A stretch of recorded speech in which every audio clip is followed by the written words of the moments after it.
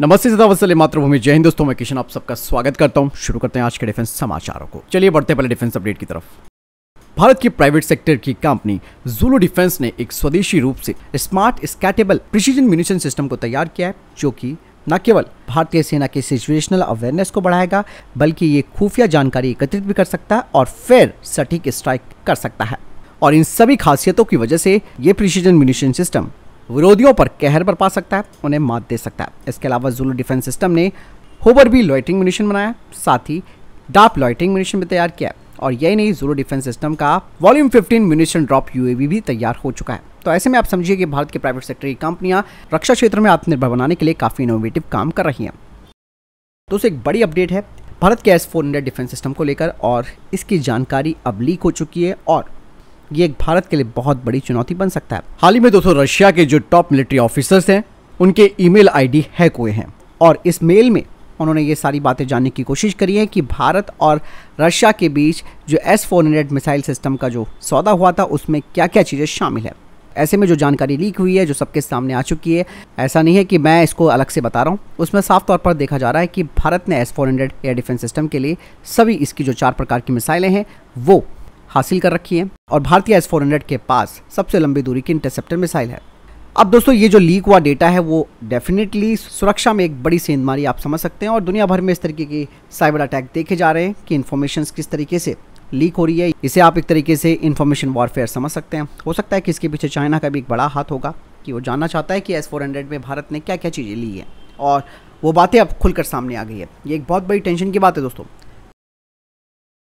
चलिए बढ़ते हैं नेक्स्ट अपडेट की तरफ। भारत डायनेमिक्स लिमिटेड अब इंडियन एयरफोर्स की क्षमताओं को बढ़ाने के लिए एक परियोजना शुरू कर रही है। दरअसल ये कंपनी अपने मौजूदा लॉन्ग रेंज ग्लाइड बम, जिसे कि LRGB कहा जाता है, उसका एक और वेरिएंट तैयार कर रही है, जो कि 500 किलोग्राम का इनिशियल गाइडेड बम होगा। नामित मार्क 2 इसका नाम रखा गया है, और इस 500 किलोग्राम के इनिशियली गाइडेड बम में एक नया डिज़ाइन किया गया विंग किट असेंबली शामिल होगी, और इस मॉडिफिकेशन से इस बम की जो ऑपरेशनल सीमा है वो मौजूदा 30 किलोमीटर से आगे बढ़ने की उम्मीद है।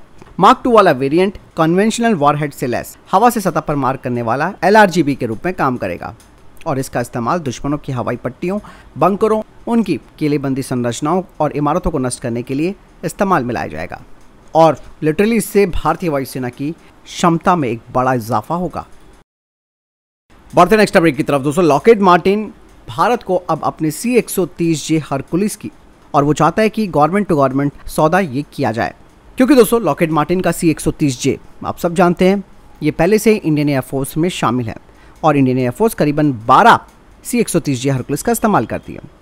ऑब्वियसली बात है C-130 अपनी प्रूवन क्षमता के साथ आता है, लेकिन यहाँ पर यह भी बात जानना ज़रूरी है कि जो भारतीय वायुसेना का मीडियम ट्रांसपोर्ट एयरक्राफ्ट कॉम्पिटिशन है वो काफ़ी टफ है, क्योंकि इस वक्त C-130J हरकुलिस को काफ़ी और भी जो कंटेंडर्स हैं वो कई टक्कर दे रहे हैं, जिसमें कि एमरर का C-390M और एयरबस का A400M शामिल है। लेकिन यहाँ पर दोस्तों C-130J हरकुलिस की सबसे बड़ी कमी है अपने कॉम्पिटिटर्स पर, वो है इसकी पेलोड ले जाने की क्षमता का कम होना। दरअसल दोस्तों लॉकहीड मार्टिन ने अब एक्टिवली भारतीय भागीदारों की तलाश करनी शुरू कर दी है, जिसमें कि Lockheed Martin, Tata advance system limited और लार्सन एंड टूब्रो जैसी प्रमुख भारतीय कंपनियों से बातचीत भी कर रहा है, और वो चाहता है कि टेंडर उसको मिले, और वो इसे मेक इन इंडिया पहल के तहत बनाना चाहता है। जबकि अभी भी भारत सरकार अपने MTA प्रोग्राम के लिए मूल्यांकन कर रही है जो प्रस्ताव मिले हैं उनका, और लॉकहीड मार्टिन को लगता है कि शायद उसका C-130J हरकुलिस को चुना जा सकता है। बढ़ते नेक्स्ट अपडेट की तरफ। दोस्तों केरला की इनोवेटर CJ वर्गीस ने 5वां पेटेंट हासिल किया है, जो कि एक्टिव प्रोटेक्शन सिस्टम हार्ड किल शूटर के लिए उन्हें मिला है। ये सिस्टम दोस्तों अलग अलग प्रकार के हमले, जिसमें कि सीधे या फिर ऊपर से नीचे के हमले शामिल हैं, उनके खिलाफ 360 डिग्री की सुरक्षा प्रदान करने के लिए इसे डिज़ाइन किया गया है। ये अत्याधुनिक टेक्नोलॉजी आधुनिक युद्ध सिनेरियो में विशेष रूप से काफ़ी महत्वपूर्ण है, जहां किसी भी दिशा और किसी भी कोण से हमले हो सकते हैं। ये जो APS हार्ड किल शूटर है, इसे चौतरफा सुरक्षा प्रदान करने के लिए डिज़ाइन किया गया है, जो कि सुनिश्चित करता है कि दुश्मन के हमलों के लिए कोई भी ब्लाइंड स्पॉट ना बचे। और एक और खास विशेषता इसकी ये है कि 90 डिग्री के जो टॉप अटैक होते हैं उनका भी ये मुकाबला कर सकता है, और एक साथ कई हमलों से निपट सकता है। चलिए बढ़ते नेक्स्ट अपडेट की तरफ। दोस्तों HAL को पूरी तरीके से अपने ऊपर कॉन्फिडेंस है कि अगर MRFA टेंडर में कोई भी फाइटर जेट चुना जाता है तो वो उस फाइटर जेट को बनाने में अपनी मुख्य भूमिका निभाएगी। इससे पहले दोस्तों HAL को कुछ OEMs के साथ कई परेशानियों का सामना करना पड़ा, जो कि भारत में अपनी खुद की स्वतंत्र उत्पादन सुविधाएं स्थापित करने की बात कर रहे हैं। इनमें दोस्तों फ्रांस का डसॉल्ट एविएशन भी है और स्वीडन का साप भी है। दरअसल आपको मैं बता दूं कि ये दोनों ही कंपनियां पूरी तरीके से स्वामित्व चाहती है अपने हाथ में, और कहा यह जा रहा है कि इंडियन एयरफोर्स इस साल के अंत में request for proposal MRFA tender के लिए जारी कर सकती है। और HAL पहले से ही दोस्तों OEMs के साथ साझेदारी के लिए रणनीति बना रहा है। वहीं बोइंग ने अपने F-15EX और FA-18 फाइटर जेट की पेशकश करते हुए HAL के साथ सहयोग करने का संकेत दिया है।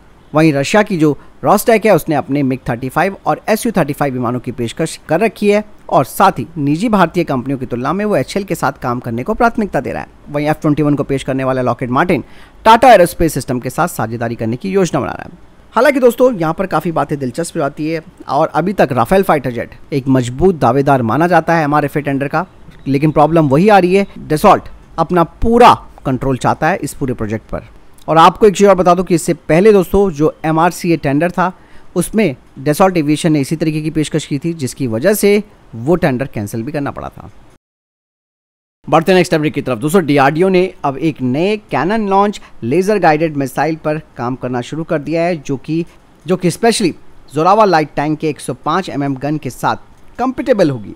दरअसल वर्तमान में जो हमारे पास 5 किलोमीटर रेंज वाली समूह मिसाइल है, उसे बड़ी कैलिबर वाली जो गन्स हैं उनके लिए बनाया गया है, जैसे कि अर्जुन और T-90 टैंक्स के लिए।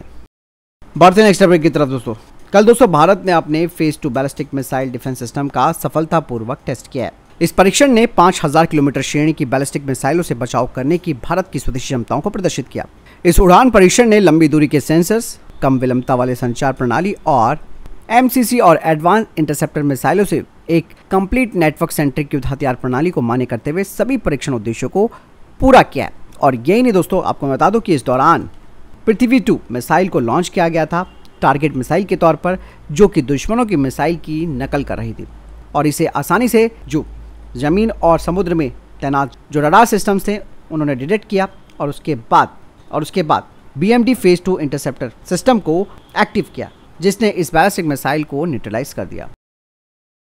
दोस्तों चाइना ने इजिप्ट को J-31 और J-10C फाइटर जेट की पेशकश की है, जिसमें से J-10C को चाइना ने पाकिस्तान को भी बेचा है।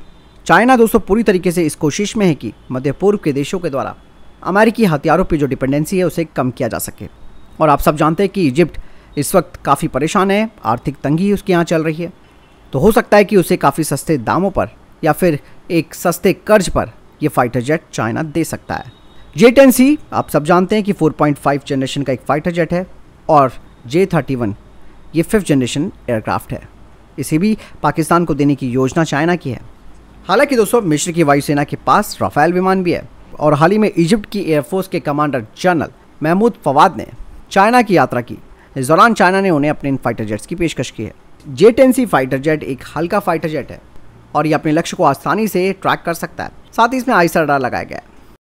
तो फिलहाल ये अभी तक के टॉप डिफेंस अपडेट। वीडियो के सामने कोई प्रश्न जवाब आपको कोई सवाल कमेंट सेक्शन में लिखकर जरूर पूछ सकते हैं। वीडियो को लाइक और शेयर जरूर कीजिएगा। जय हिंद, वंदे मातरम।